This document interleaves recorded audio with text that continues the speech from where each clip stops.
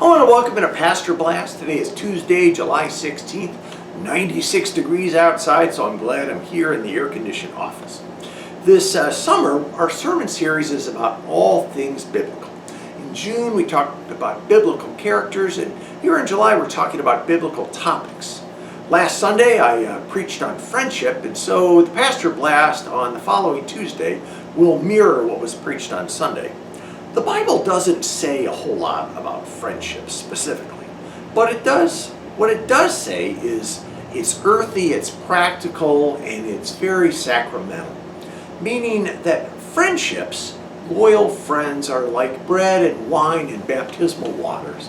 They're the vehicles, this earthly stuff, ordinary people that God uses as vehicles to deliver God's grace into our lives.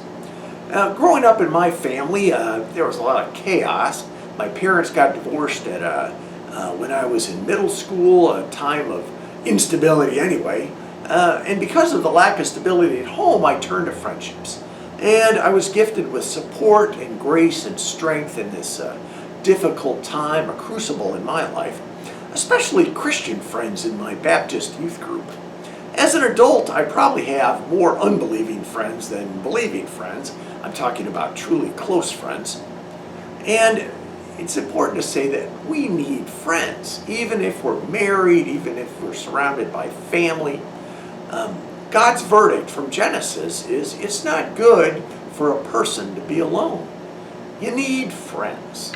Not necessarily 500 Facebook friends like I have, but a single friend can make a huge difference. From Ecclesiastes 4, two are better than one because they have a good return for their work. If one falls down, his friend can help him up, but pity the one who has no one to help him up.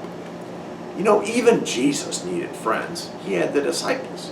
And granted, they were with Jesus for 3 years, and they were slow learners. And they were questionable characters. You had fishermen and a tax collector and female friends. Pretty scandalous for a Jewish rabbi.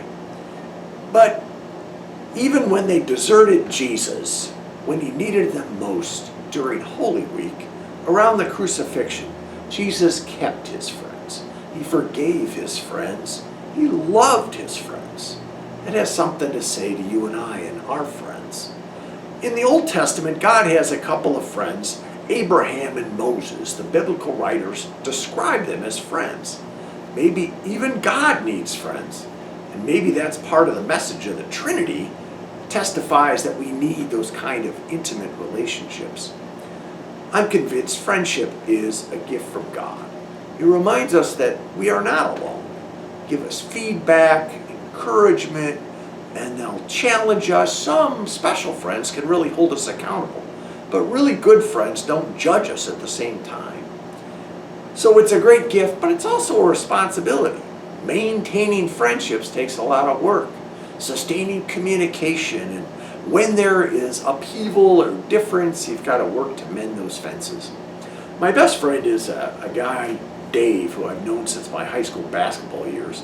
And we talk every week. He lives down in Portland, and we probably talk for 45 minutes. And he's not active in a church anymore at all, but he's still Mark's godfather.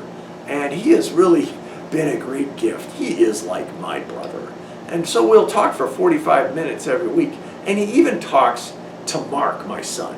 Mark, a lot of kids with autism have kind of a negative attitude. So Mark always has certain grievances that he shares. And Dave will listen to him for a full 10 minutes and encourage him to share his grievances. Now I love that because maybe I don't have to listen to his grievances so much.